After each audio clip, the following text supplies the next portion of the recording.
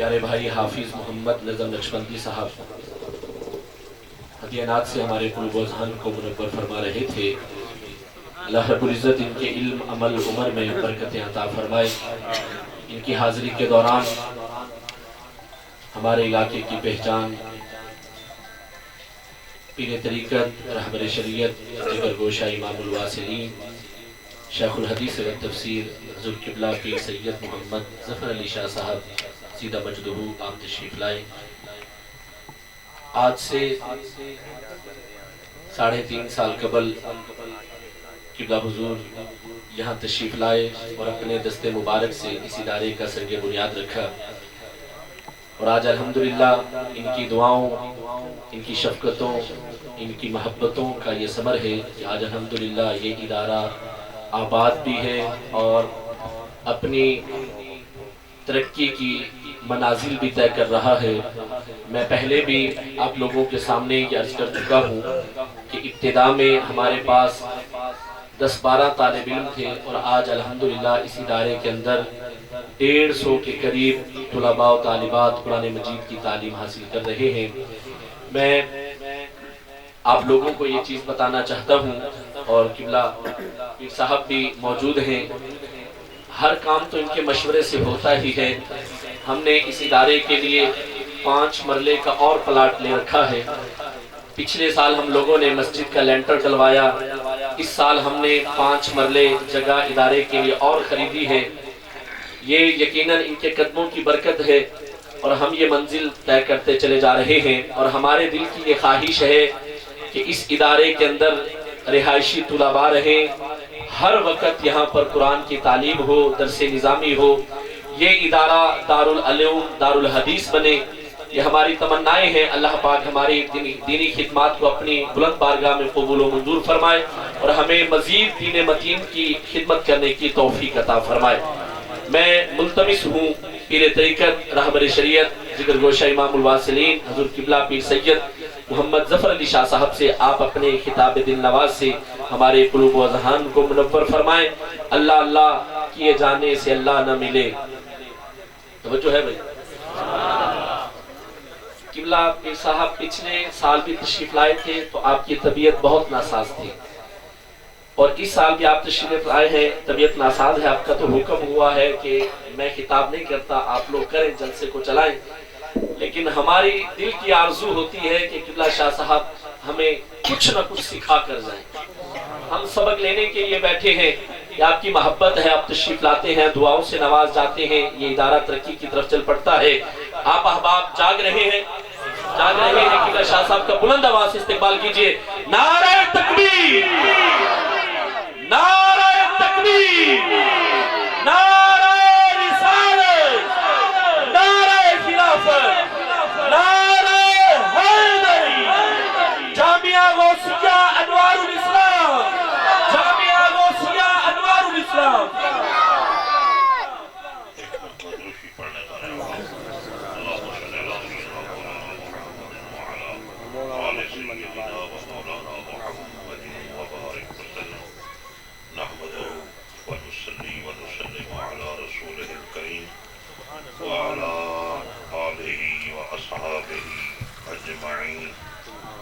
اما بعد اعوذ باللہ من الشیطان الرجیم بسم اللہ الرحمن الرحیم ان تنصروا اللہ ینصرکم۔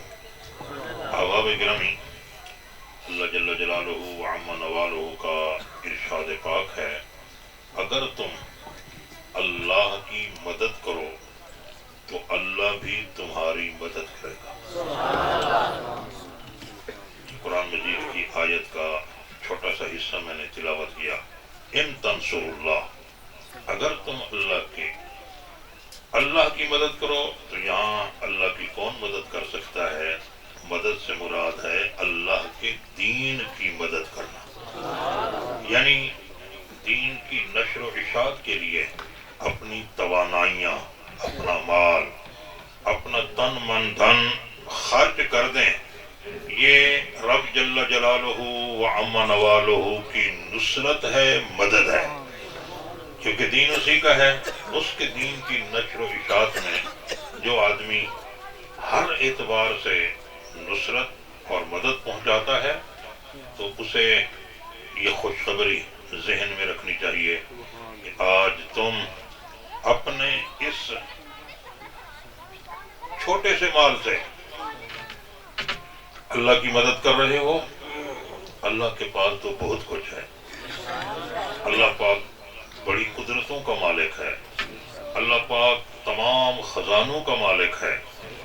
اگر تم آج تھوڑی سی خدمت کرو گے تو اللہ جل جلالہ وعم نوالہ تمہاری مدد کرے گا، یعنی تمہیں رب جل جلالہ وعم نوالہ اپنے خزانوں سے برکت عطا کرے گا، تمہارے رزق روزی کو بڑھا دے گا، اور تمہیں دنیا میں بھی عزتوں سے نوازے گا، اور آخرت میں بھی اللہ تبارک و تعالی تمہارا سر بلند فرمائے گا۔ اس لیے ہم یہاں دین کی خدمت کرتے رہتے ہیں، دین کی خدمت کر رہے ہیں۔ آپ کے اس علاقے میں ہمارے انتہائی معزز ساتھی حضرت علامہ قاری عبد المالک صاحب نے، اللہ ان کو جنت الفردوس میں اعلیٰ مقام عطا فرمائے، دین کی بھرپور خدمت کی، اور انہوں نے ایسے نوجوان تیار کیے، ایسی ٹیم تیار کی جو اس جذبے کے ساتھ دین متین کی خدمت کر رہی ہے، جن میں ہمارے برخوردار عزیز محترم علامہ قاری ایمان بن طارق صاحب بھی ہیں۔ اللہ ان کو مزید قوت عطا فرمائے۔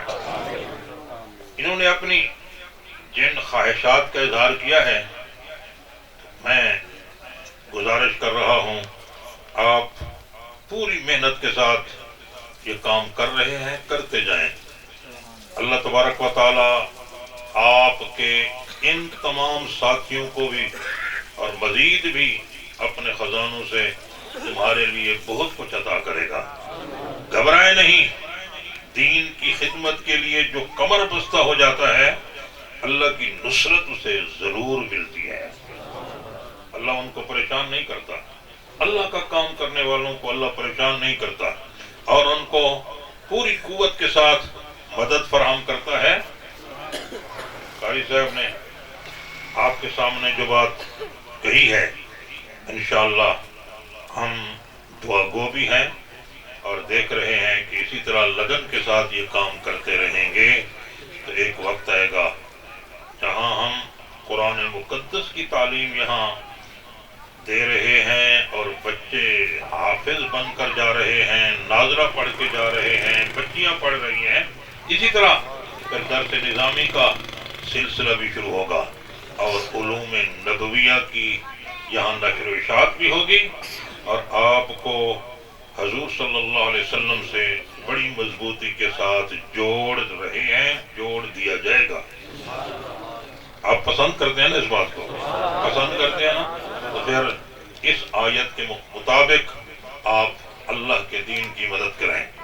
اللہ کے دین کی مدد کے لیے صرف پیسہ دینا کافی نہیں ہے، آپ نے بچے بھیجے، یہ بھی دین کی مدد ہے۔ اپنے بچوں کو اللہ کے گھر میں بھیجیں، دین پڑھنے کے لیے بھیجیں، یہ سب سے بڑی مدد ہے اللہ کے دین کی، یہ بڑی نصرت ہے اللہ کے دین کی۔ آپ کو شاید میں نے پہلے بھی ذکر کیا ہو، رسول اللہ صلی اللہ علیہ وسلم نے دین پڑھنے کے لیے آنے والے بچوں اور طالب علموں کو کتنا بڑا اعزاز عطا فرماتا ہے۔ ہم دیکھتے ہیں سکول پڑھنے کے لیے والد بھائی اپنے بچوں کو موٹر سائیکل پر، گاڑیوں پر دور دراز لے جاتے ہیں، اور پھر ٹائم پر ان کو واپس لانے کی کوشش کرتے ہیں، اپنی گاڑیاں استعمال کرتے ہیں۔ اگر غریب کا بچہ گھر سے نکلا ہے، ممکن ہے ظاہراً اس کے کپڑے بھی دھلے ہوئے نہ ہوں، اس کے پاؤں میں کوئی ہزاروں کا بوٹ نہ ہو، پھٹی پرانی جوتی ہو، جب وہ گھر سے اس نیت سے نکلتا ہے کہ میں مدرسے میں جا کر، مسجد میں جا کر دین پڑھوں گا، تو نبی کریم علیہ السلام ارشاد فرماتے ہیں، اللہ پاک فرشتوں سے فرماتا ہے یہ بچہ غریب کا بچہ پھٹے کپڑوں والا میرے دین کے پڑھنے کے لیے آ رہا ہے، یہ گھبرائے نہیں۔ امیروں کے بچے کاروں پر جاتے ہیں، یہ پیدل آ رہا ہے، تم اپنے پر اس کے قدموں کے نیچے بچاؤ۔ سبحان اللہ۔ ذرا تکبیر، رسالت، حیدری۔ سبحان اللہ۔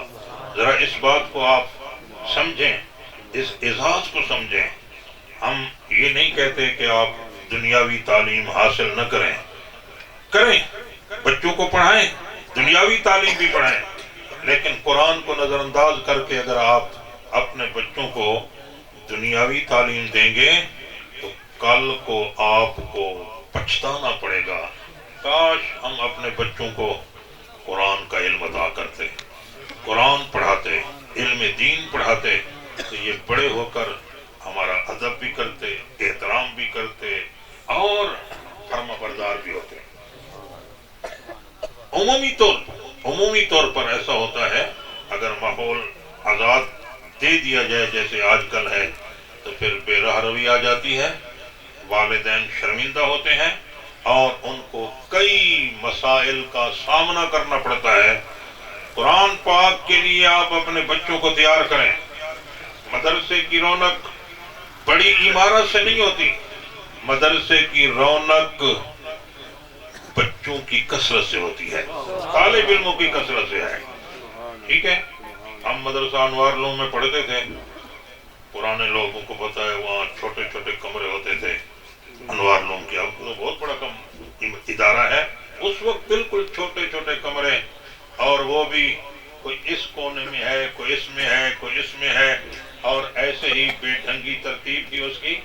لیکن آپ کو پتہ ہے اس مدرسے میں جو لوگ پڑھ کے گئے انہوں نے پوری دنیا میں انوار علوم کا نام روشن کر دیا۔ نعرہ تکبیر، نعرہ رسالت، فیضان کرم حضور غزالی زمان، فیضان کرم حضور غزالی زمان۔ غزالی زمان رحمت اللہ علیہ نے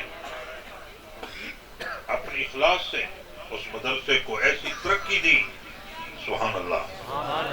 آپ کے قریبی میرے دادا جی رحمت اللہ علیہ علم پڑھاتے تھے، یہاں تو شہر بھی نہیں تھا، دیہات تھا، اور سڑکیں بھی دور تھیں، اس وقت سڑکیں بھی کہاں ہوتی تھی، ملتان بھی کچی سڑک جاتی تھی، لیکن علم کے پیاسے ملتان سے یہاں رہے ہیں، دیر اسمیل خان سے یہاں آ رہے ہیں، سندھ سے یہاں آ رہے ہیں، بنگال سے یہاں آ رہے ہیں، دلی سے یہاں آ رہے ہیں، اور وہ کتابیں پڑھ رہے ہیں جو دلی میں نہیں پڑھائی جاتی۔ اس چھوٹی سی غیر آباد بستی میں چھوٹے سے مدرسے میں میرے دادا جی وہ پڑھایا کرتے تھے۔ آج یونیورسٹیوں میں وہ علوم نہیں پڑھائے جاتے جو وہاں پڑھائے جاتے تھے۔ میرے پاس ایک خط ہے، بہاولپور جامعہ عباسیہ نواب بہاولپور نے بنایا تھا۔ جب وہ مدرسہ بنایا، بڑے بڑے دنیا کے مشہور علماء وہاں رکھے۔ وہاں ایک بڑے عالم تھے، نائب شیخ الجامعہ تھے، ان کا نام تھا مولانا صادق محمد۔ وہ بڑے ماہر تھے علوم کے، بڑا نام تھا ان کا، نواب صاحب نے اس کا تقرر بھی کیا تھا۔ انہوں نے خط لکھا میرے دادا جی کو کہ میں اپنے مدرسے جامعہ جو ہے مدرسہ، اس وقت جامعہ عباسیہ کہلاتا تھا، وہاں سے یہ طلباء بھیج رہا ہوں، آپ ان کو فلاں فلاں علوم پڑھا دیں۔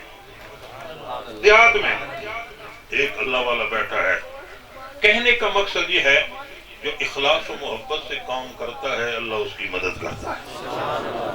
میں دعا گو ہوں، اللہ جل جلالہ و عم نوالہ آپ سب کو اجر عظیم عطا فرمائے کہ آپ قاری صاحب کے دست و بازو بن کر دین کی خدمت کے لیے ان کے ساتھ چل رہے ہیں۔ یہ آپ کا تعاون رہے گا نہیں جائے گا، اللہ کے ہاں آپ کو بہت بڑا ثواب مل رہا ہے۔ انہوں نے مزید زمین لے لی، تعمیر بھی کریں گے انشاءاللہ۔ دیکھتے دیکھتے ہماری زندگی ہوئی تو ہم بھی دیکھیں گے، ورنہ ہماری روحیں تو آتی رہیں گے انشاءاللہ۔ اور مدرسے کی رونقیں دیکھتی رہیں گی. ٹھیک ہے, کوشش کرنا ہمارا کام ہے, دعا کرنا اب ہمارا کام ہے. اب ہم بوڑھے بھی ہو گئے ہیں, زیادہ دیر گفتگو بھی نہیں کر سکتے. میں قاری صاحب سے ہمیشہ معذرت کرتا ہوں, رات کے ٹائم مجھے نہ بلایا کریں, لیکن ان کا اصرار ہے تو میں دین کی خاطر, مدرسے کی خاطر آ جاتا ہوں. تقریر میرا ویژن نہیں ہوتا, دعا کرنے کے لیے. میں پھر دل سے دعا کرتا ہوں, اللہ کرے مدرسہ دن دگنی رات چگنی ترقی عطا, قاری صاحب کو مزید اللہ ہمت عطا فرمائے, اور آپ سب کی کاوشیں رنگ لائیں. اس دیہات کے اندر بھی ایسا مدرسہ بن جائے کہ دنیا چلی آئے پڑھنے کے لیے. انشاءاللہ آپ ہمت کریں گے تو انشاءاللہ یہ کامیابی ضرور ملے گی. وآخر دعوانا